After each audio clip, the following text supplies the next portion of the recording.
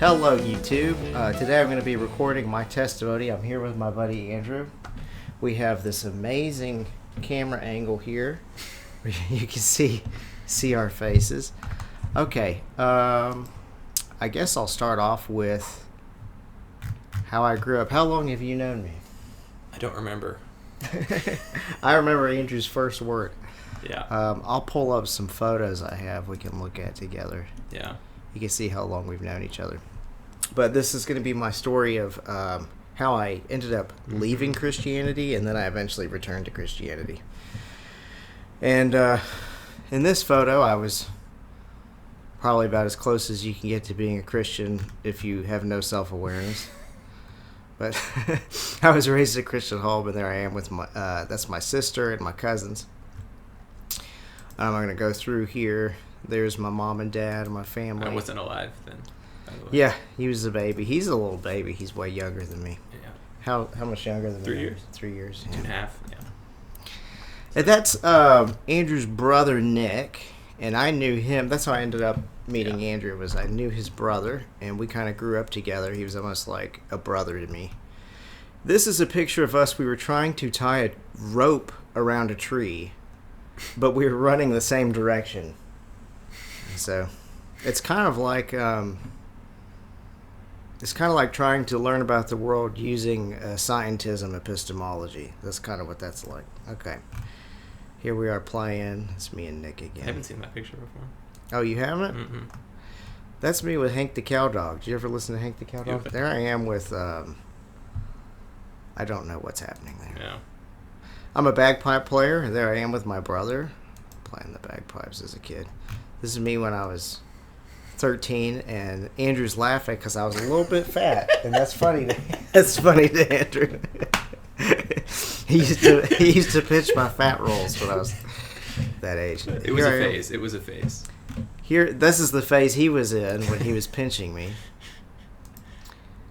There we are, a little bit older. We're getting on into what, like 14, 15 there? Yeah. 13. That's from when I was a teenager. This is a cool story. This is when I was in Alaska. We found this abandoned mine. Oh, I never remember. And this is probably going to get me canceled on the internet. But they invited me to dance with them, so that's I don't remember putting this in here. That's a letter from my girlfriend in high school. That's my face all starry-eyed. Yeah, you had some bad girlfriends in high school. Yeah. But you dodged the bullets. All right, so this is a photo. So I put this up because when I was about 16, I went to a camp called Alto Frio. And at that camp, at a worship service, I remember there being this, I kind of closed my eyes and I saw a leaf blowing around in the wind. And I somehow knew that this leaf was me and I needed like a grounding for my life. I'd already been raised Christian. I'd been, mostly just fully believing in Christianity my whole life. I had some doubts when I was, well, let me go back to my fat phase here. Around this age, I got real bullied in school, and I actually had an atheistic moment, and I was suicidal for a while. If I still had that haircut today, I'd probably still be suicidal. But, I came back. I remember praying with my family all the time. I have a devout family. They're, I don't know if I would call them fundamentalists. They're fundamentalist-y. I mean, my parents. My dad, if I asked him how old the earth is, he would kind of just say, oh, I don't care. Yeah. And then my mom she'd be like an old earth creationist probably. Yeah. So a lot of like deconstruction videos of atheists online I've seen, they'd had like really rigid parents. It was only 6,000 years old. Yeah. I think that was the case with Holy Kool-Aid, Rhett and Link, genetically modified skeptic. My dad's a lawyer, so he's kind of just more loosey-goosey with... if not this, your then parents this. are kind of free thinkers, even though they have fundamentalist convictions. Yeah. They've come to them through thinking. Yeah. Right. I was... That's just kind of artsy, which helps. Your parents are artsy. Yeah. I think you inhabit that creative bubble. You're less rigid. It's less calcified. Yeah. We're all guitar players. We all sing. We're like the Von Trapps? Yeah, Swiss Family Robinson. Or that's one of the two. What did the Swiss Family Robinson do? They got lost on an island. Right? Yeah, and then they were like, Did they sing also? Yeah, they sang. Oh, I didn't know that. Okay. I remember when I was 12, I was at Camp Penal. I already had like doubts.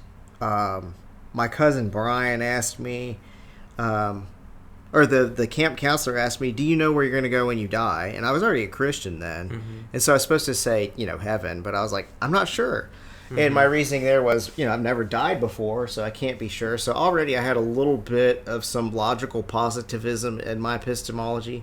So logical positivism is the belief you should only believe things if they're measurable and repeatable. Mm-hmm. I wouldn't have put it in those words as a kid, but I had like a little bit of that in my intuition. Or just maybe not even that strong. I had never died before, so I wasn't sure. Mm-hmm. Mostly a Christian. At 16, I really started taking my faith seriously. I was at Alto Frio. I was imagining that leaf being blown around. I was like, I need a foundation. And I actually collapsed crying. And what's interesting is the charismatic movement has a name for that. It's like, I think it was a slain in the spirit type moment. But what's interesting is I'm not charismatic. My parents aren't charismatic. It's in the picture. What's with the picture? It's in the picture. Oh. Sorry, I made you edit that. No, that's okay. I'm not charismatic. My parents aren't charismatic. But I did fall down and I was crying. And I felt like, not like sad, but like I was in the presence of something way more powerful than I am, is the best way to describe it. At that moment, I decided I'm going to dedicate my life to Jesus. And I'm going to start doing things like this picture here is me on a mission trip where his brother Nick and I, we went to El Salvador and helped dig water wells with a group called Living Water. And then we also did a lot of stuff at Camp Penal, which, there's me in high school. That's me in the Corps. Let me see if I have Camp Penal photos. That's Camp Penal. Yeah, here's Camp Penal on various years I was there. There I am at Camp Penal. Yeah. And this is interesting. If any of my viewers have ever seen Holy Kool-Aid, he's a semi-famous atheist YouTuber. He went to the same camp as me. There I am playing my bagpipes, dripping with testosterone. We'll back up here. So I'll go to when I was 16. And from that moment on, I was like, I'm going to take my faith seriously, and I'm going to live my life for Christ and not just have it be a list of propositions that I believe affirmatively. Like, it's actually going to be something that affects my praxis. It affects how I live my life. And I kept like that. My next phase of atheism was when I was in the Corps at A&M. And it wasn't really intellectual. It was also emotional. Yeah. I hated my time at A&M. I failed out of business school. All my grades were crap. I was falling asleep in classes. I remember in my chemistry class, I'd be sitting there trying to pay attention, and I would just go to sleep. I couldn't even control it, and I would get woken up by my laptop hitting the ground. Mm-hmm. And I'd jerk awake and reach down. And, like, you could look around the room and see all the other Corps boys who were asleep. Yeah. Did you I never heard you talk about that, like, atheism. I mean, I knew you were miserable, but... Yeah. No, I also was suicidal again at this point, too. There was a point... Well, because at that point, I had never really failed at something in my life. And so when I made bad grades, I felt like, okay, I'm going to end up under a bridge. Like, that's it. I'm never going to succeed at anything, especially when you're like 19, 20. Yeah. You've never overcome an obstacle that was really hard before. Mm-hmm. I mean, you've made, good grades and stuff. Never really failed before. I'd never really failed big time at something. You process that as doubt? I felt similarly in my life, but didn't process it as doubt. Yeah, well, I process doubt into my life way more than you do. Right. And suicide. I almost killed myself again here. But when I was 13, I wanted to jump off a building and, like, looked out over the edge and thought about it. And then when I was 19, I looked down the barrel of a gun and almost killed myself. But I never did. And I never opened up to anybody about it. I've literally never heard that before. And he knows me closer than just about anyone. Yeah. What's funny is when you're struggling with shame and loneliness and you're losing at life, it gets harder and harder to open up to people. I think especially if you're a man. Yeah. It's like, I'm not going to go tell someone I cried and looked down the barrel of a gun, you know. And so actually it might be a thing of comfort if there's anyone out there who has someone in their life who's like, I'm struggling with suicide. The fact that they're telling you that's probably a good sign. Yeah. Oh, yeah, good sign. And there I am with Nick when we were at Camp Penile. I was probably like 22 or 20. I was probably around 20 around this time. Yeah. That horrible facial hair. There we are. We loved pirates. I still love pirates. Do you like pirates? Yeah. Okay. Pirates are fun. And there I am with horrible hair and a friend who has a fuzzy face. All right, and well, there's nothing to say about this one. It's just, it's all right. Like about to go into some deep thing. This was a deal called Gladiator Night where we would all dress in different costumes. Yeah. My friend Casey here is wearing my McMullen kilt. I'm dressed like a fat leprechaun. Yeah, and there I am. We're doing a parade. There's Nick there. He always had a captain's hat, so we called him Captain. There I am at Sam Houston, and now I'm like 22, and this is where I met my wife. Yeah. Now, here's another interesting story. So you dropped out at A&M, basically, and then yes, I transferred. And much happier at Sam Houston. I was much happier at Sam Houston. This is another God point in my life where I need to scoot closer. I'm married, so you can know I'm not gay, even if I'm getting closer to Andrew. That was a dumb joke. That's going on the internet. I was really, really wanting a wife when I was like 22, and I fasted and prayed. And, well, let me rewind. It was October of, like 2012 or something. Mm-hmm.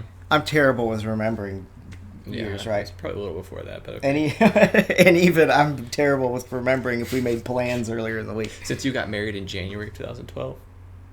It was probably a little before. yeah. Thanks. This is why I brought it here. Okay, so whenever it was, probably 2011 in October. No, it couldn't have been that either, because you would have gotten married a couple months after you met. It was sometime. It happened in my past. I promise. I'll have to get my wife on here. She'll love corrected me for 2 hours. I was part of the mass communications program, and my wife was part of the American Sign Language program. And the two programs were meeting together because they wanted to film a video that was talking about how hospitals need to learn sign language to help them learn sign language for people who showed up who couldn't hear. Mm-hmm. And they casted us as husband and wife. This was the first time we ever met. We had really good chemistry. Because they're both short. You fit both in the same shot. Thank you, Andrew. And I kept making her laugh. Good chemistry, but I was like, I'm probably never going to see her again. She's, it's college, and this is just one project. It's not like I have a class with her. Mm-hmm. So then, 3 months later, having totally forgotten about that, I was fasting and praying that God would help me to find a wife. And I was awakened in the night, and I heard literally out loud a voice. Like I woke up suddenly, and I heard a voice go, "Do you know why you're awake?" And I said, "No, Lord." Like I just knew it was God. And he responded, "I want to help you. I'm going to help you." And then I kept asking more questions, trying to get him to talk to me more, and he never did. Even after that day, I've tried to get him to talk to me. He never has talked to me again out loud like that. 3 days later, I was invited to this like homeschool New Year's party, and I went there with my family. And my wife Hillary was invited there by her friend Hannah, just coincidentally. She was drug into it. And I went to this party, and I saw her, and I go, "Is that the same girl from the ASL video?" And so I went up to her and talked to her. Turned out it was. And like from there, I think I proposed within 3 months of that. So it happened fast. I've been married over 12 years now. Mm-hmm.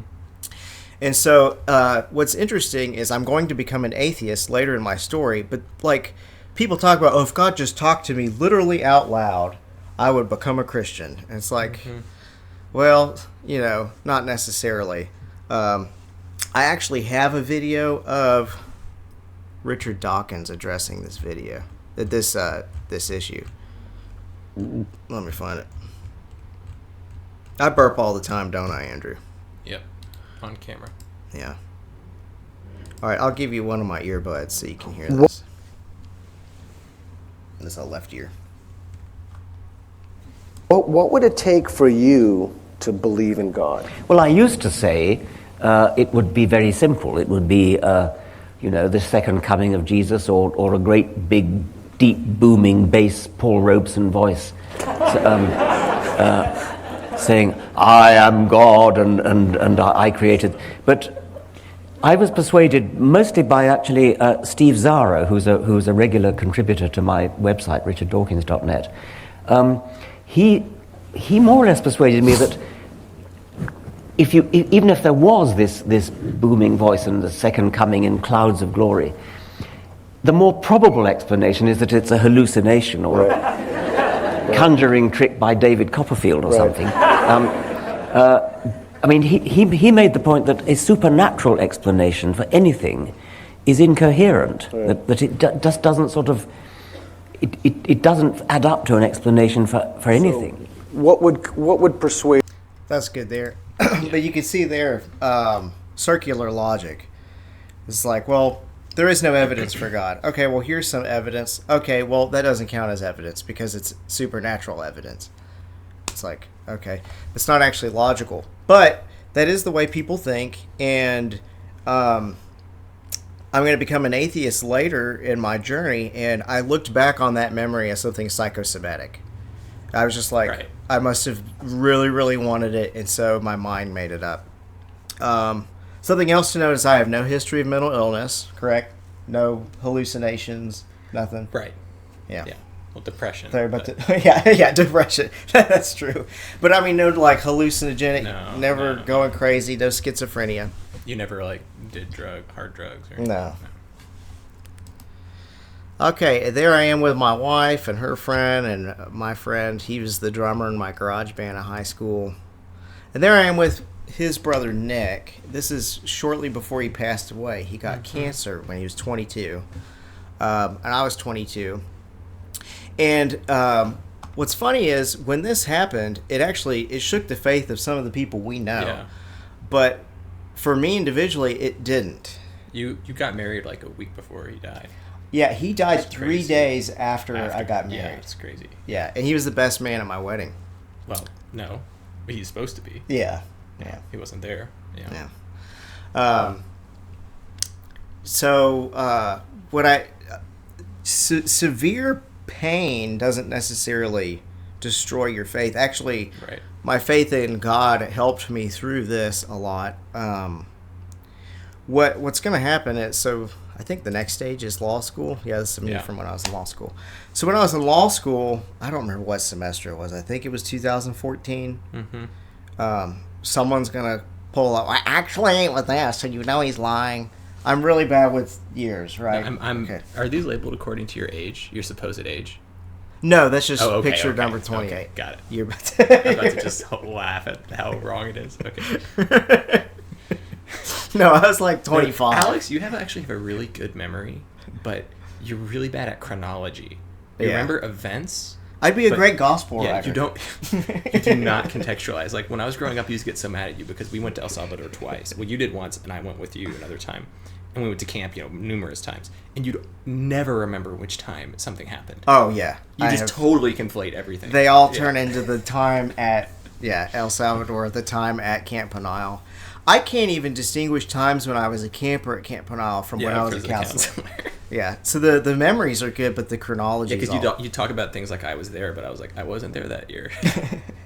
Did you ever know the Holy Kool-Aid guy? Let me go back to Yeah. We met. You just didn't. I don't have distinct memories of what he was like. He's a crazy good climber, or he was then. Right? Yeah. He climbed up into the roof of the gym. That's right. Yeah. He's weirdly strong. A lot of the dudes, there's a lot of testosterone. Very athletic dudes there. Yeah, definitely. Yeah. Okay, so I was in law school, and I knew I was going to have kids one day. And so I was I actually prayed. I was like, God, test my faith so I'll be able to answer whatever questions my kids have. It's future kids. I didn't have kids at this point. Within 3 months, I was an atheist. Okay, you're like, no, it was 3 years. No, Yeah. no, it was within 3 months of that moment. I remember, and a lot of things contributed to it. I have a list of Bible issues. Bible issues was a big one for me. Mm-hmm. Let me see if I can find them. That's in scientism.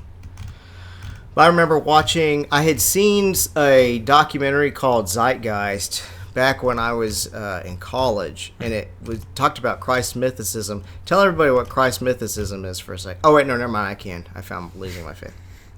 Christ mythicism is the idea, the belief that Jesus never existed, and that he's based on these prior myths. Mm-hmm. And Zeitgeist argued this using Bacchus and Dionysus, and I don't remember what all these different pagan deities that used to argue it. Yeah, like...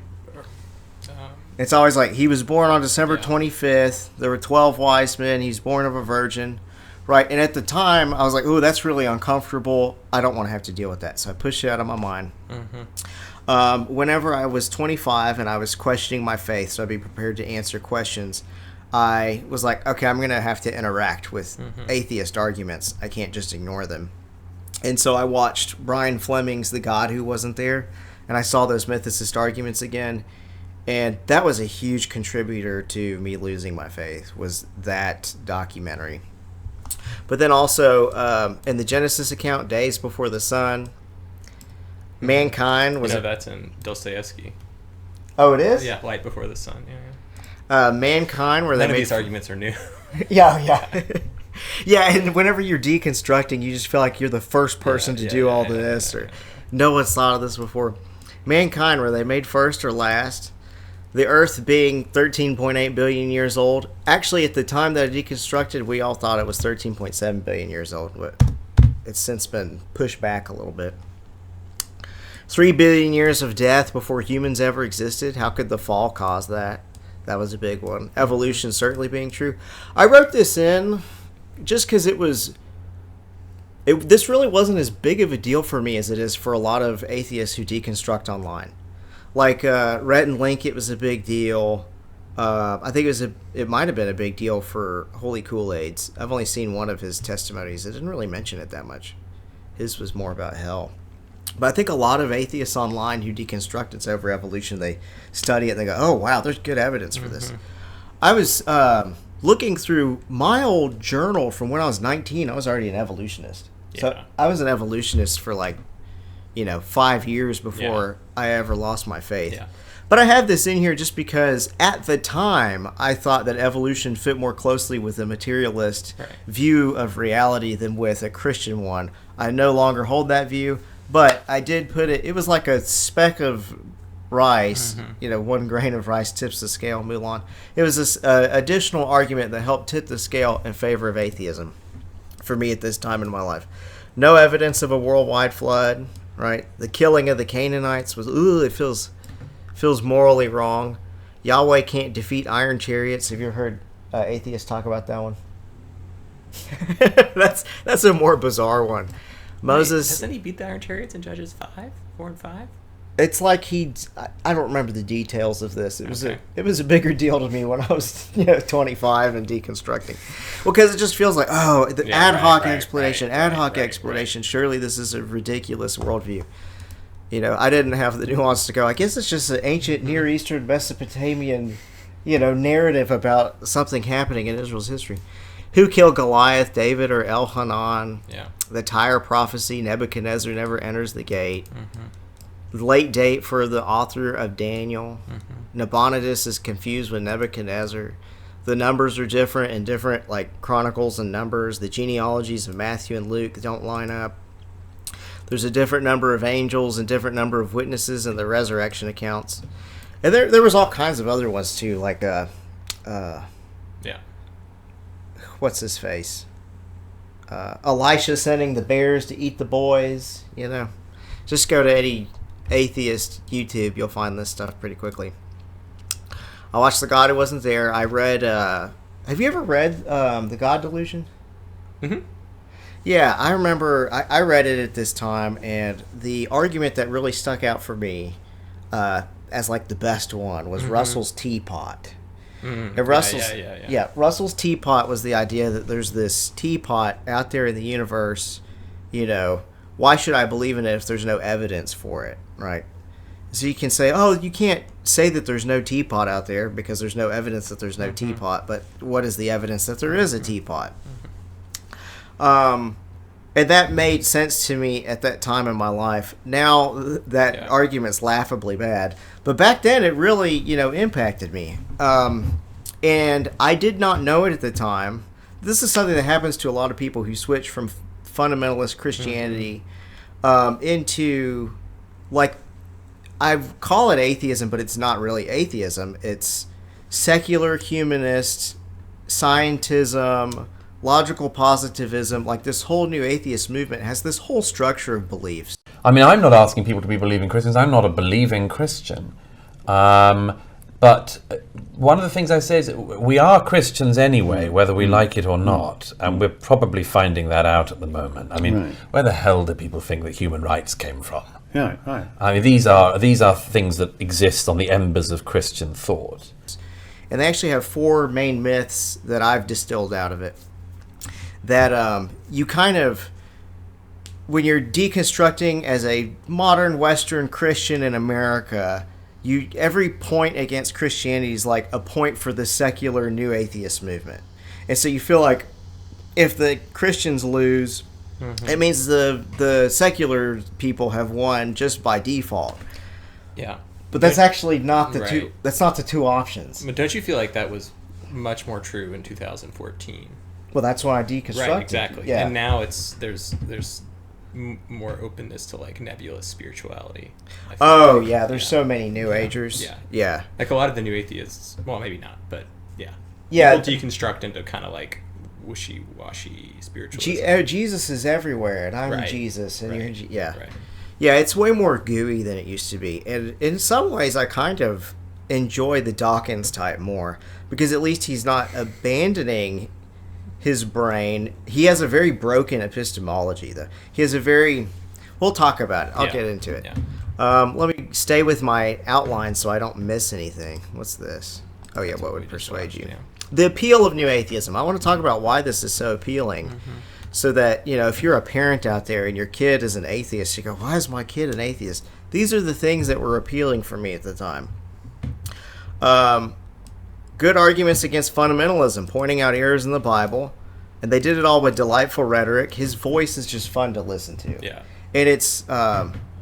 I dislike woke stuff, and it's fun for me when Dawkins tears apart woke stuff now. When I hear the word postmodern, I reach for my revolver. And it reminds me of him tearing apart religious stuff and how enjoyable that was. Actually, I never really was that strong into the enjoying tearing down religion. I kind of lost my faith and I was sad about it. But I can understand atheists who enjoy Dawkins tearing people up. Teapot. Okay, the myths. So here's our 4 myths. Could you please do that louder? It's so loud. That's his phone. Ontology. All that exists in the natural world is matter. Epistemology. So this epistemology means what you use to figure out what you believe is true and false. And this is basically all that exists. Or you should only believe things that are measurable and repeatable. That's logical positivism. And you should only believe things proven by science. That's scientism. Okay? So that's our ontology is materialism. Our epistemology is logical positivism and scientism. I get so sick of all these ism words. This is why I like to focus on Islam. Instead, I could talk about hadith and stuff. It dries my mouth out to address atheist stuff. Ethics, secular humanism. They believe we have a duty to make sure humanity progresses, improve the lot of humans, increase overall happiness. This is very much Sam Harris, The Moral Landscapes. Religion's the enemy of this pursuit. It breaks people down intellectually, keeps them from thinking, and if they could just get out of religion, they would become secular humanist atheists, right? That's the silliest part of this whole myth. We are Christians anyway, whether we like it or not. Okay, history. Ancient people were backward and didn't have the scientific method, and this is why they had to explain stuff, and so they would make up gods to explain things. Christianity came along and destroyed science. locked up Galileo in his house. They did the Inquisition. Scientists, gays, Jews, everyone's the victim of the church. And if we could just eliminate the church, we could have like a secular utopia. I think that part of the myth was way more believable before like Tom Holland's Dominion. I think he nuked it. But Nietzsche was particularly contemptuous of English liberals. He saw it as a peculiarly kind of English disease. And he was contemptuous of the idea that he associated with kind of people like George Eliot, that you could get rid of Christian belief, but still have the kind of superstructure of, Christian ideals and Christian philosophy and Christian teachings and Christian assumptions. And I think that he would, if he were alive today, he would be as contemptuous of Richard Dawkins or A.C. Grayling as he was of George Eliot. But then also people watching society today and going, are things really better than they were in 2008? Yeah. It's like, no, they're not at all. They're it's like insane, So far, so good. Okay, and then these myths, they actually conflict with each other. So, do you want to go back to your story first before you... Yeah, what I'm wondering is I might let you go now, because this is going to go into just a bunch of technical stuff. Yeah, or should I go into my story? Yeah, to like how you came out of this. Oh, okay, yeah. Well, how I came out of it is this. So you didn't mention like the different religions, like you... Yeah. So what happened... It goes in order. Okay. Yeah, trust me. So I had to start off as a secular humanist, atheist, and then I started taking my own parts of that worldview and using them against my worldview, and I realized none of it made sense. Right? So scientism, the belief you should only believe in things proven by science, scientism itself cannot be proven by science. It's not the sort of thing that can be proven by science. Therefore, scientism shouldn't be believed in. Right? Does that make sense? For me, I was like, whenever I first realized that, I was like, wait, scientism doesn't make any sense. While you're still an atheist. While I was still an atheist. Yes. I was still an atheist. And in fact, I'm going to have an interesting... Yeah. So, a lot of times people think if you just disprove materialism, that means Christianity's true. No. If you disprove materialism, that means God exists. No. The way my journey went, I became an atheist, and then I started picking apart at it using its own tools until the whole thing collapsed. At that moment, I did not become a Christian. Yeah. I didn't even become a theist. Yeah. I just became basically a nihilist, and then from a nihilist, I became someone who thinks there's a purpose out there. I don't know what it is. Right. Then I became a theist. Then I became a Christian. That was the order in which I reconstructed. Okay, so logical positivism. It's not. Can you measure and repeat the statement that you should only believe measurable and repeatable things? What's that? You're not even paying attention. No, you can't. You can't measure and repeat the statement. You should only believe measurable and repeatable things. Right? So logical positivism eliminates itself. That was interesting. It's interesting because I don't know how many people have that experience that you had where you deconstructed out of atheism but not into religion again. Yeah. I think it goes to show that you're very intellectually driven, which I know there's a lot of people out there, but most people actually aren't as intellectually honest with themselves and then like also very committed to that. Like your life choices are guided by your convictions. And like you experience these ideas as very existentially important to you, which I think is a valuable thing for you as a thinker. It makes you... It's a rare combination. You care a lot and you're very honest about it. Yeah. About your conclusions and following the evidence. I appreciate it. Thank you. Yeah. And sometimes I'll overestimate my interlocutors. Like, because whenever you're arguing with someone, you just think that they think like you. But they don't. Right. Right. And especially if you're like talking about someone like Dawkins, he seems so confident. And so when you've deconstructed out of religion, you're like, there's no way he could be so totally wrong about every single thing he's saying. Yeah, exactly. There's no way his entire epistemology could make no sense at all. I don't know what this cat wants, but I'm scared she's going to chew on my... Yeah. There's a cat rubbing on my basically keyboard. Wants you to pet him, but... You sweet kitty. I'm going to put you in your daddy's lap. Okay. scientism, logical positivism, materialism. Materialism is a problem. I would say all materialists who are still materialists, all materialists are not taking the implications of materialism seriously. It is so self-defeating. It is a mess. Like, philosophically, it's a mess. Okay, so if materialism is true, then all that exists is matter and energy, and those are all measurable in third-person terms, right? So everything that exists would be like, this mouse is such and such moles of whatever atoms and, joules of energy. And you could do XY coordinate, XYZ coordinates, or however many dimensions. And then you could tell us all the data about that mouse. Yeah. Right.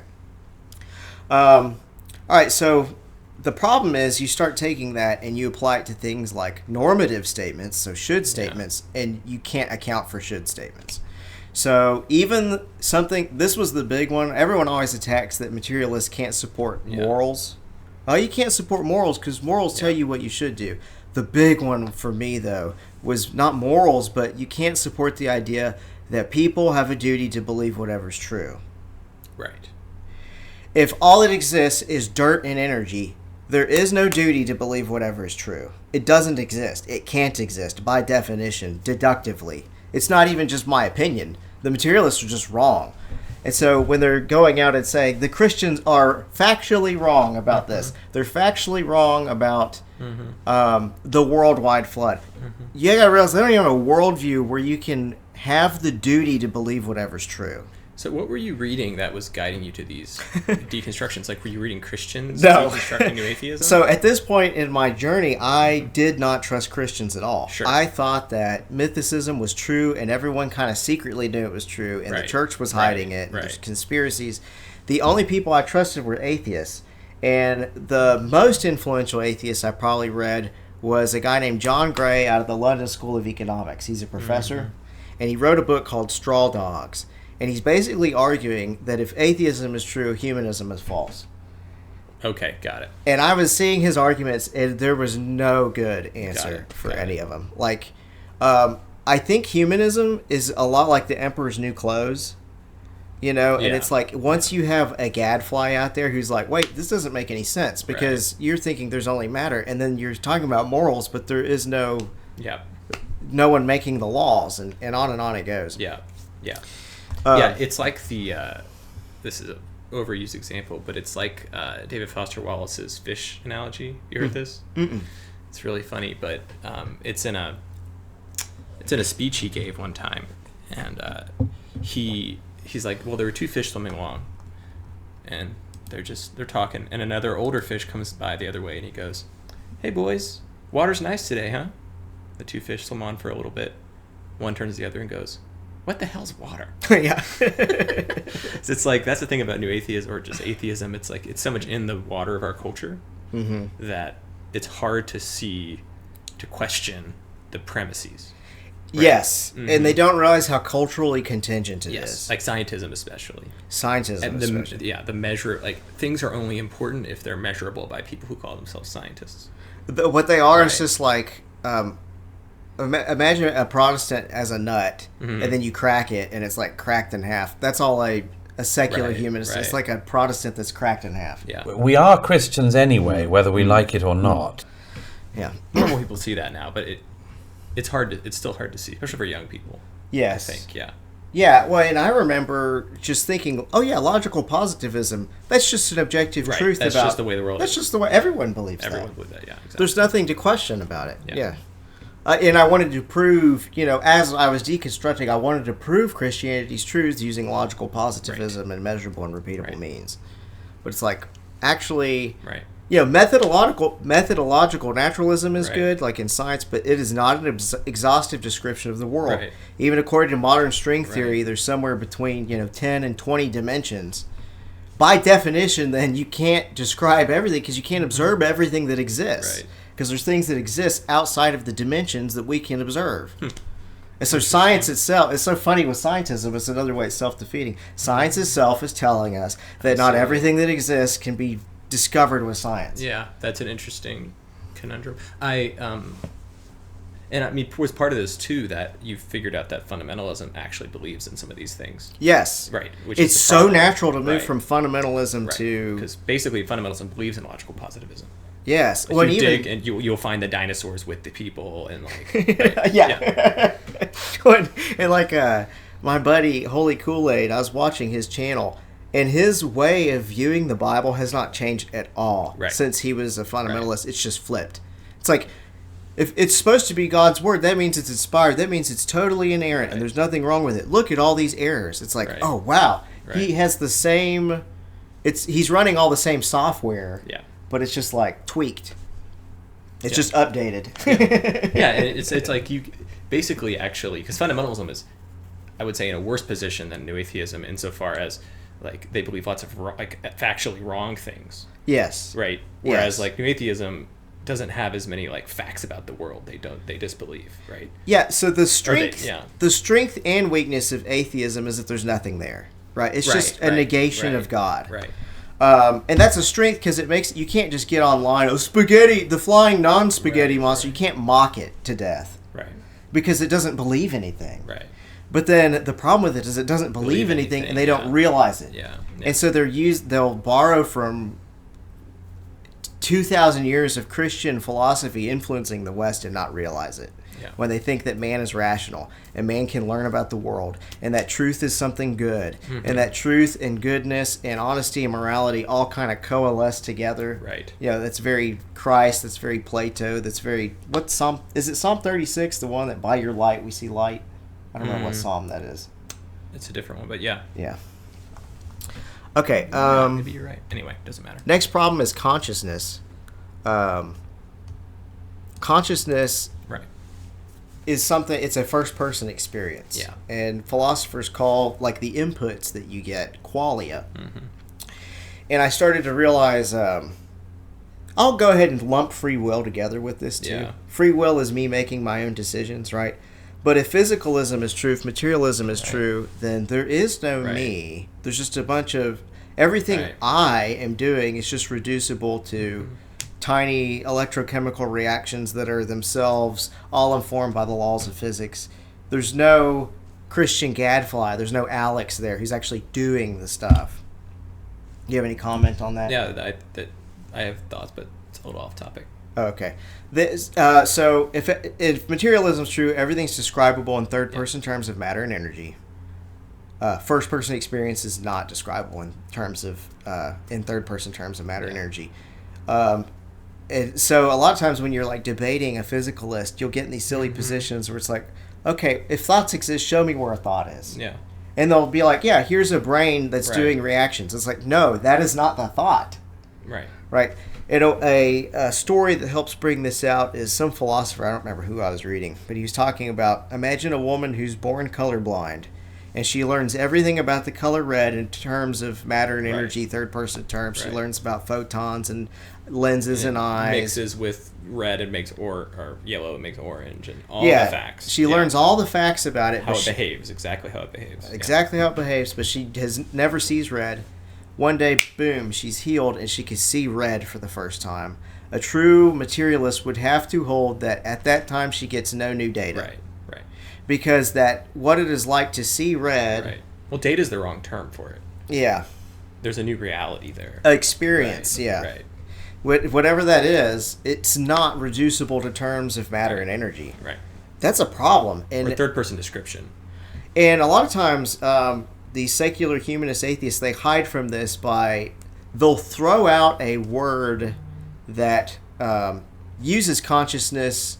to try to get around it. Well, they'll be like, well, information also exists. Okay, well, what is information? Well, it's third-person terms of matter and energy that are in an orderly fashion. Well, what do you mean by orderly fashion? And it eventually comes to, something that is first-person understood to be orderly fashion. Like, you can't get rid of consciousness. It's such a big part of what we experience as humans. And it doesn't make any sense in a materialist framework. Same with free will. They always presuppose free will while denying it with their lips.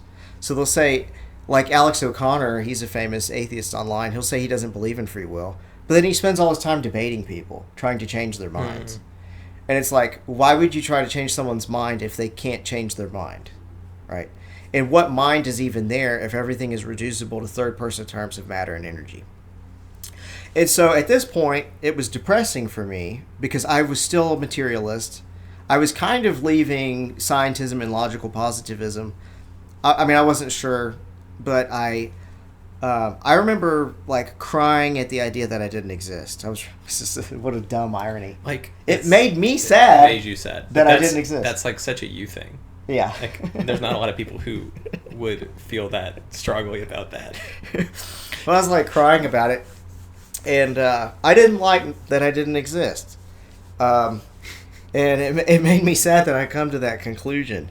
That probably made me sadder than losing my faith, really. Yeah. I mean, I lost, losing Christianity was painful. I didn't enjoy deconstructing when I did it. But learning that I didn't exist, thinking at that time that I didn't exist, was really, really painful for me. And that life had no meaning, right? So meaning, normative statements, purpose, these are all things that describe how things should be. They're not describing how things are. But if materialism's true, all that exists is how things are. And this is where I'll start to reconstruct again. So I've deconstructed all the way down to I don't exist. There is no purpose. There's no meaning. There's no morals. There's no duty to believe whatever's true, even. Yeah. So did you did like other people know you were deconstructing? My wife did. She knew. Okay. But and let me say this. I told my parents too, and I called up my parents to tell them I no longer believed in God. Okay. And I remember, it was very, very scary to do that. And so I have a place of sympathy in my heart for like genetically modified skeptic or holy Kool-Aid or these people who came from these religious families, because I know how scary that could be to address your parents. And I called up my parents, and I was shaking with adrenaline. You know how you get worked up before a big fight? I thought it was going to be a big fight, and so I called home, and my mom answered. I said, I just need to tell you, because, I don't want you to not know what's going on with me. I don't believe in God anymore. And I used to pray with Hillary. I can't even do that anymore. It's just because of the evidence. It's not that you did anything wrong. I don't remember what I said. I said a lot really fast. Yeah. Expecting a fight. I was all bristled up, and then my mom goes, okay, well, if you come home this weekend, I'm making fried rice. That's all she said. So your parents. Yeah. I was like... Very non-anxious presence. Yeah. Oh, okay. And then I hung up, and I think I just wept. Yeah. Like, it was such a relief that they're still my parents, even though I don't believe. So, if there's any parents who are watching this and your kids have stopped believing, that is the right way to deal with that. Just calm down. You cannot just underreact, But I guess every situation is differently. But for me, that's what I needed. What you needed. Yeah, I needed my parents to love me. And I might still be an atheist if they had bristled more. And I think a lot of people didn't know, because part of this whole process for you is like you became socially withdrawn. Yeah. You were just at home reading all the time. I was, and even when I'm challenging my own beliefs, I don't even like to do it with a video, because videos go too fast. Right. I like to sit and read, and then I'll journal as I'm reading, getting, my lawyer brain. I like to go, whether this or that, whether this or that. I divide everything up into different issues. Yeah. In law, they say to write with the IROC method. It's issue, rule, analysis, conclusion. And it informs how you think. It changes how you think once you go to law school. But you probably have similar with seminary.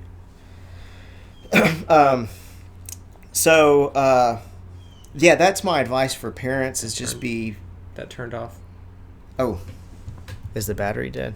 Let's see. You fact check me on good stuff, too.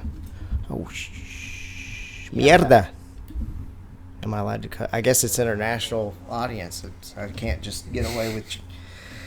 I sometimes cuss in Spanish, so my daughter won't know I'm cussing. Okay. So you're talking about your mom and Yeah. And I realized there's no free will, there's no purpose. My parents were really patient with me. They still love me, even though I was an atheist. But I did not like that I didn't exist. I didn't like that I had no purpose. A lot of times online, people make videos, I deconstructed. I realized I don't need a purpose. And it's like, I don't think that's really sinking in. Like, oh, we're all made of stardust. Yeah, so is dog. Okay, everything's made of. I'll bleep that out. It's like, you're.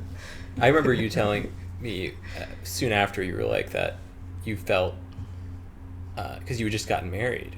Like, oh, like I love Hillary. Like, how does that make sense? And that really bothered you. Yeah, like who's doing that? Feels very real. Yeah. Yeah, who's doing the loving? So, yeah, and I hadn't boiled it all down into syllogisms at that time. I hadn't gone, oh yeah, third person terms of matter and energy, but I'm experiencing a first person. But like I learned the philosophy later, and I was like, that's what I was intuitively grasping for. I just didn't have the words for it. Right. So I was crying over the meaninglessness of life and my non-existence one day on a toilet. I'm always so dramatic. You're dramatic, Scotch-Irish friend.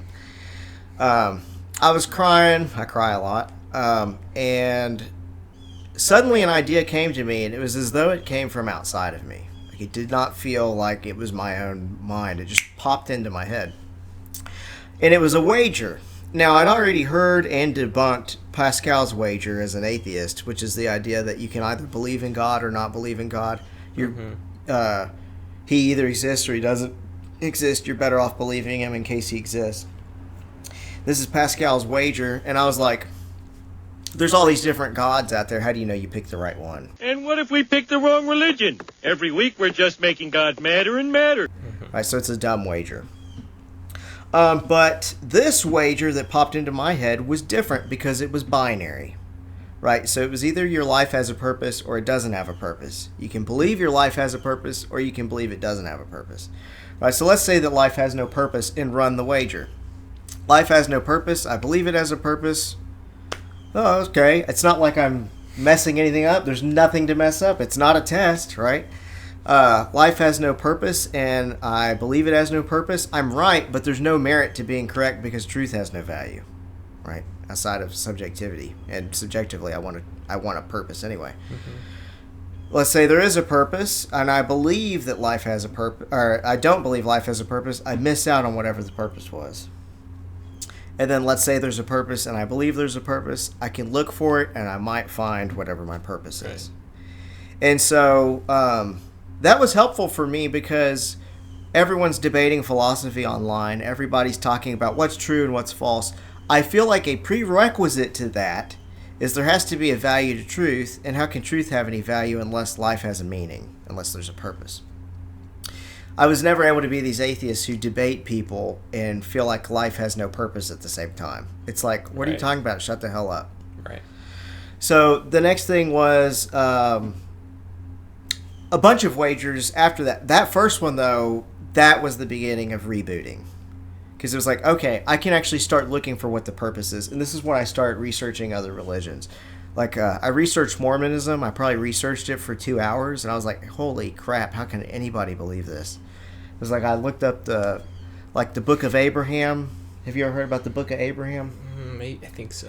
There was like this Egyptian papyrus, and Joseph Smith claimed to translate it. And this was before hieroglyphs had been decoded. And then they actually got decoded later. They realized that nothing that he supposedly translated was actually written in the thing. And he recorded all these big battles with armor that were supposed to be in the Americas. No evidence of it. So,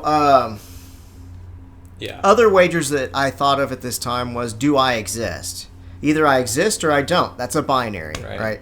I could believe I exist or not believe I exist. Ultimately, it's better off believing I exist, because if I don't exist, none of the rest matters, right? So, I have a purpose, I exist. And I started You're running with those as assumptions. Yes. Yes, right. And if I have to abandon, at this point I had no emotional attachment to materialism. So I was like, if I have to abandon materialism, so be it. I actually abandoned materialism at this point. I was like, I'm not going to say that all that exists is matter and energy. I don't know what all exists. Right. But I know a purpose exists, I know I exist. I can't explain why they're there or what those are, but they exist. Free will was another one, right? Either I have free will or I don't. If I don't have free will, well, I had no choice but to think that I had free will anyway, right? If I believe I have free will, then I'm right. And then maybe by believing my free will, help me to make better choices. So that helped start rebooting everything. Abandoning materialism really opened the floodgates, because you go as a Christian fundamentalist feeling so sure of everything in the Bible. You abandon that, and then you feel so sure of everything with logical positivism and scientism and materialism. You abandon that, and then it's like, what's left? How do I figure out what's true or false? And I stumbled on abductive logic. Now, abductive logic is your inference to the best explanation. And so you can do something like take, you use it in law all the time when you're trying to prove up a case, right? So if I have multiple witnesses who are all disinterested from each other and they're all willing to testify that the defendant unplugged the alarm in a van and then my client's tools got stolen out of it, that abductively, the inference of the best explanation is that that the defendant pulled the alarm, right? And so you can't ever prove it 100%. Even a video can be faked. Yeah. Most of the things we believe are through abductive logic of inference to the best explanation. A good example of this from my life, a real life example, is a student I had one time, and I was teaching him in a virtual class. And they were taking a test online over the internet, and I saw that they had the review open with Google Docs while the test was going on. Got it. And so I go, hey, your review's open. They're like, oh, yeah, sorry. I had it open in another tab. I forgot about it. Right. At that moment, I'm like, yeah, they've been honest up to that point, right? So that's their character evidence. Is I can look at, it's like background evidence. Their explanation explains the data, right? I saw that they had the Google Docs open. They said I did it by accident. That makes sense. And so I was like, 80% they're telling the truth, 20% they cheated, right? Something like that. But then I started looking at the test, and it was word for word the same as the review. I'm like, that's suspicious. So I'm like, why are these answers word for word the same?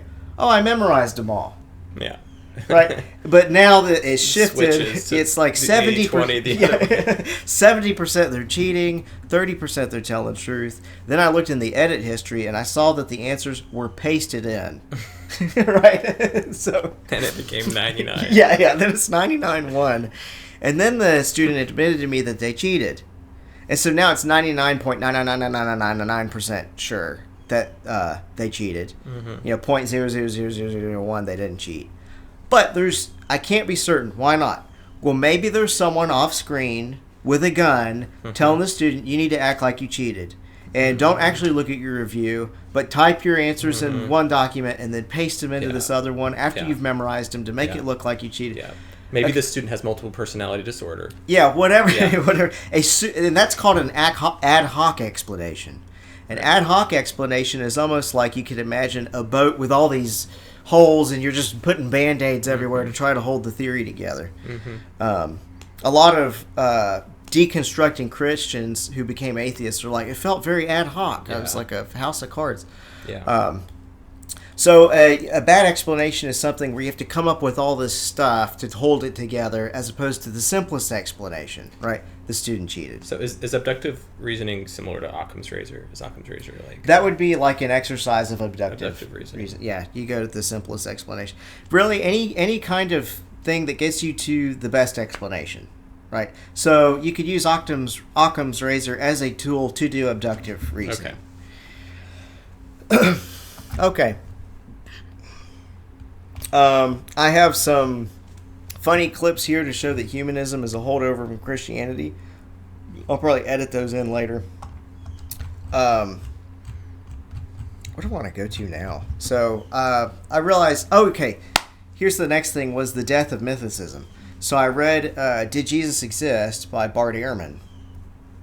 And in a weird way, it jostled me out of secular humanist atheism, because they were so wrong about the historical Jesus. Well, I do not see evidence in archaeology or history for a historical Jesus. Yeah, well, I do.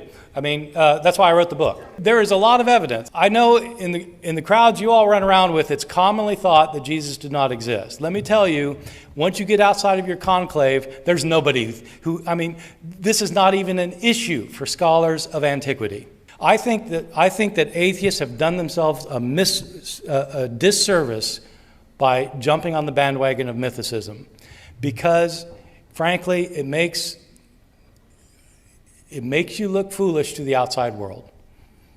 If that's what you're going to believe, you just look foolish. But Bart Ehrman takes apart mythicism. Yeah. You're right. So, Yeah, he's an atheist. That's the confusion. Right. But he sits it, and he's basically like, anyone who believes this is an idiot. Right. He thinks the New Testament's radically ahistorical, but he also is honest enough to say that mythicism is wrong. Like, Jesus definitely existed. Yeah. That baseline is historically quite certain. Abductively, highly likely. And he helped me to think abductively. Right. Because his history... That's how historians think. Yeah, that's how historians think. And it's really how lawyers think. I didn't realize it. But so he was like, you want to look for multiple sources that are early in time, close to the event described. Statements against interest are really good. Right. As a lawyer, I like that. That's an exception to hearsay if someone gives a statement against interest. Did you know that? I did not know that. Yeah, so there's a lot of overlap there. And so using those tools, I eventually became a Christian again. But what's funny is I would not have listened to a Christian telling me that's how to think. It was because he was an atheist I was able to listen to him. And he said, this is how you figure out if something happened historically. And then from those tools, you know, I'm compressing a lot, but basically it was like, okay, so all these guys just made up this story just so they could be killed, right? And they made the women the earliest witnesses. I mean, I want to... I'll read from Bart Ehrman real quick. This is... Compare this with Dawkins, okay? I've never read this book, Like, this was a huge shift for me, and I kind of slipped right into Christianity from this. So, it is indisputable that some of the followers of Jesus, this is an atheist speaking, came to think he had been raised from the dead. So they're not lying, it's not a myth. So really the followers of Jesus believed he'd been raised from the dead. Something had to have happened to make them think so. Our earliest records are consistent on this point, and I think they provide us with historically reliable information in one key respect. The disciples' belief in the resurrection was based on visionary experiences. Right? So you go from... That's granting a lot compared to Dawkins. That, you know... the earlier 2000s type atheism, he didn't even exist too. The disciples existed, he existed, and they had visionary experiences of him. Is Dawkins mythicist? He was sympathetic toward it 10 years ago. Got it. Okay. I don't know how he believes now. Right. I think a lot of mythicists have ditched it, except for like in internet forums on Facebook. Yeah, right. There's tons of mythicists still. Right. Waiting to, like maggots in a garbage can, to have the sun rain down on them and burn them away. I'm just kidding. They're not maggots. I used to be one. Yeah, so from... what else was happening? Fine-tuning. The arguments from fine-tuning. There's all these different parts of the universe that have to be exactly right in order for evolution to even happen. Evolution is so funny. It's what's used to try to say that no design's needed.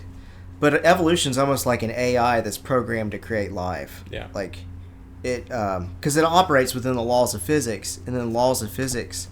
Like, why does an electron have exactly -1 charge? Like, it doesn't seem logically necessary an electron would have -1 charge. And that all electrons would have the exact same charge. And they would have the same mass, all of them together. And up quarks and down quarks have, you know, whatever it is, -1/3 plus 2/3 or whatever it is. And that electrons are fermions and not bosons. Right? There's no reason they have the spin they do. They just do. That's how we measure it. And they have it. And even if there is an explanation for why they have that spin, that explanation would be something that's fine-tuning these different variables.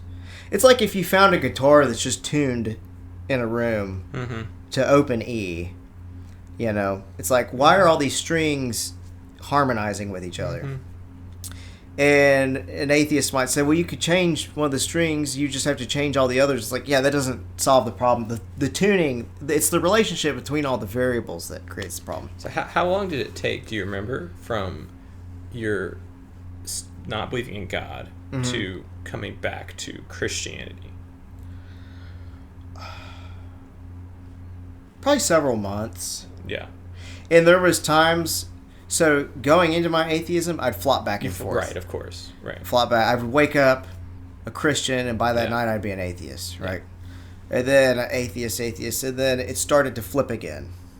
And things that made me uncomfortable when I was an atheist were like the Big Bang, and Isaiah 53 made me uncomfortable. Just a lot of prophetic text. Yeah, it was just talking about dead on for you. It was weird, right? So because at that point it was in my late stage atheism. I already knew that he existed and the disciples weren't lying. Didn't make any sense for them to die for a lie. And so I knew that something like that experience had to have happened. Wow, that's really similar to Isaiah 53. That's weird. It feels numinous. Like I don't want to gaze at it too long. And then the Big Bang makes the whole universe feel very contingent. It doesn't feel like this necessarily existing thing. And a lot of atheists online are totally fine with the Big Bang. I don't get it. I didn't get it when I was an atheist. I always felt uncomfortable with the Big Bang because it makes it seem like things don't... I would be way more comfortable with a steady state universe if I was an atheist. And then I was thinking about if there was an eternal past, how would we ever get to the present? This might be a stupid argument, but okay, I just put this cup right here. If there's an infinite number of antecedent prerequisites, I would have never gotten to that point. Isn't that is that the same question as the classic Aristotelian infinite chain of... Okay. Yes, that's Aristotelian and Thomas Aquinas and all that. Right. So yeah, you have that. You have fine tuning. That made me... I became sympathetic toward God first. Started believing in God. And then from there, reading Bart Ehrman, I was like, wait, actually, I think he did resurrect. And so there was actually a point there in the beginning of my returning to Christianity where I was like, I think Jesus was God incarnate. I'm not sure of the details of how that worked. And I think that he died and rose again. But I think the whole rest of the Bible's crap. It's a possible view to have. It's a possible view. I've had it. And I'm pretty much done, but one last thing I want to say, or a couple finishing up thoughts I have. One was, I learned that my granddad was an evolutionist, and I hadn't known that. And I remember when I learned that, I didn't know there was a bunch of Christian evolutionists. And in some ways, your dad's fundamentalist leanings, which, as we said, aren't that simple, but are like a rebellion from your granddad, who was more of an unorthodox Christian. He was Orthodox, but he was more of an unusual beliefs. Yeah. Yes. Yeah, he was... for his time, especially. Yeah, he just marched to his own drum. Yeah. He had his own library. He would... I remember one time I walked in on him, and he was in his library reading an algebra book, and he was like 80. I'm like, Granddad, what are you doing? He was like, oh, just exercising my mind. Like, he would just exercise his mind the same way you and I would go running, What else? What other remarks? Hell was a problem for me. I have a way more Platonic view where I think of God being the metaphysical absolute of goodness and truth and honesty and being. And then if you eject yourself from God, it's not like he wipes you out. It's like you can't exist. It's like in the same way you have to be close to a light. You have to be close to the fire to get the warmth and light. Right.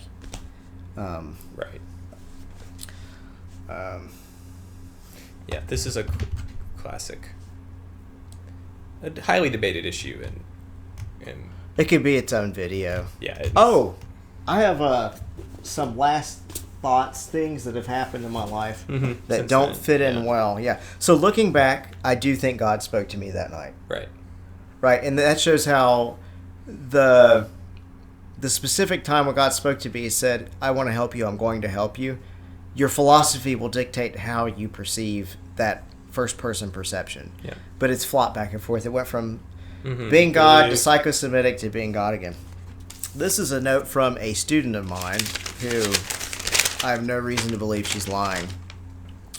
One time, my friend and I were at my ranch, and we decided to download a Ouija board app. We walked into the trees at night and started using the app as a joke. We got scared and went back inside and did whatever else. A few months later, after school, my mom asked my siblings and I if we had ever used a Ouija board before. I obviously said no because she would have gotten me in trouble. I asked her why, and she brought me into our house and she showed me all of our crucifixes were upside down and all the religious statues were turned around. We all had a bad feeling about it, and we ended up getting our house blessed, and nothing happened after that. So I asked when this happened. She said June 2021. And August was when the crosses and statues were flipped. And she said if her mom had known, she would have been grounded immediately, her phone taken, screamed at, and not allowed to hang out with that friend ever again. What's more important, guys? I love teenagers. They're so self-centered. Yeah. The statues, I asked what they were. She said Holy Mary and other saints. And that's just a simple story. And I know that's not going to change the minds of any atheists. But I am able to account for so much more data with a Christian worldview and abductive logic than I could as a materialist. Because you have to go, oh, that person lied. Well, there's a big thing, because basically, atheism is held by basically, exceptions, but a subset of wealthy Western people who don't, but like the vast used to be Christians. Yes, the vast majority of humans throughout history have believed in the supernatural. Yes. And so it requires a certain level of looking down on people, or it tends that way. I don't want to say. Yeah. It doesn't necessitate it. Right. But there certainly is we're advanced in their loincloth wearing and it's idiots. not just people in the past, it's like the majority of living humans. Yeah. Right. So. And you read Plato, and he so obviously believes in the spiritual realm. Right. Do I have to think he's an idiot? Right.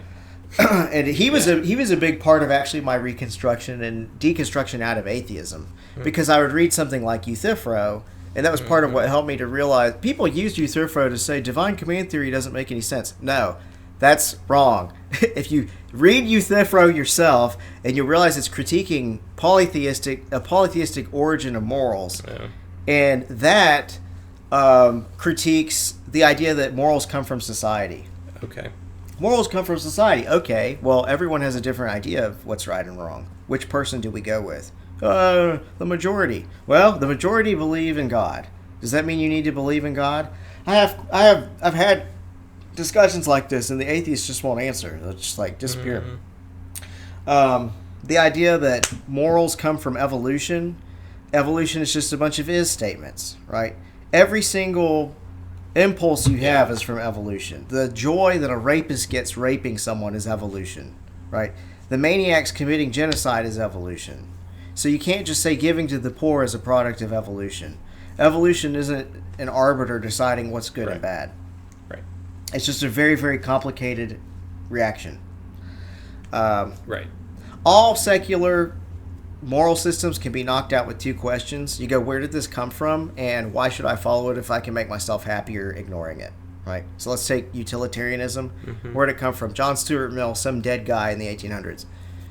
Okay, well, why follow it if I can make myself happier violating it? There's no answer. It's just the opinion of some dead guy. Okay, I'm trying to think if there's anything else. Oh, do you have any woo-woo stories from your life? Not everyone has them, and not everyone needs them. My family, I don't think I have major woo. Obvious woo stories. Before or right around the time my granddad died, there were a bunch in my family. Yeah, there were. Yeah. I cried the whole day before he died, and I didn't know that he died, and I didn't know why I was crying. Right. And then someone was approaching me. I was at Camp Peniel at the time. I might have been working with Holy Kool-Aid at the time. I think that was 2009. A person approached me. I just knew someone I loved was dead. I thought it was my dad. Yeah. And they told me your granddad's dead. And then there's a whole testimony of my parents and my sister where they saw him after he died before they knew he was dead. So it wasn't like a grief-induced hallucination. My family are honest, and I believe that they saw what they saw. And I might upload that. It's interesting because their story of what they saw, there's, like all eyewitness testimony, there's discrepancies on issues. Right. You should I heard a testimony once by what's her name? Elaine Pagels. Is it Elaine Pagels? Yeah, Elaine Pagels from Princeton, who's a religious study professor and very much not a Christian. Or well, I don't know. She maybe calls herself a Christian, but she's very like pantheist kind of. But she's an expert on early Christianity, etc. But she shared a story one time of she was in a hospital, I think. I don't remember the details, but she felt the presence of a bunch of women around her praying for her. And then she found out later, like she visibly could feel them and she knew who they were. And she found out later that those friends were actually praying for her. So she's a religious person, but it's not just Christians. I mean, supernatural. Yeah, if anything, if I left Christianity now, it would be for some other woo-woo belief. The ship has sailed for me for materialism or atheism. Yeah. And I account for that with, I think God can speak to people in their own view. I think Christianity is true. I think Jesus is Lord. I think he's the path to heaven. But I think the spiritual realm can interact with people who believe outside of my belief system. Which is very biblical. Yeah, and my worldview now doesn't have to screen those out like it used to as materialists. Oh, they're lying. Oh, they're wrong. They saw it wrong. They're hallucinating. They're liars. It's like, or actually this stuff does happen. When my mom was a kid, she went with a group of people to, her friends all wanted to get their fortunes told, and she felt guilty about it. And so in line on the way there, she was like, God, I don't know what to do. I don't want to do this if it's going to anger you, but I don't know how to get out of this situation. When she got up to the fortune teller in line, the fortune teller looked at her palm, put it away, said, I'm not doing yours. Oh, interesting. Isn't that weird? That is weird, yeah. So stuff like that. I've also had dreams where there was a time in my life where I really needed God to speak to me. He told me something. And then either it came true or it really comforted me. So I think that's probably good. Yeah. Yep. All right. That wasn't too long. All right. Thank you.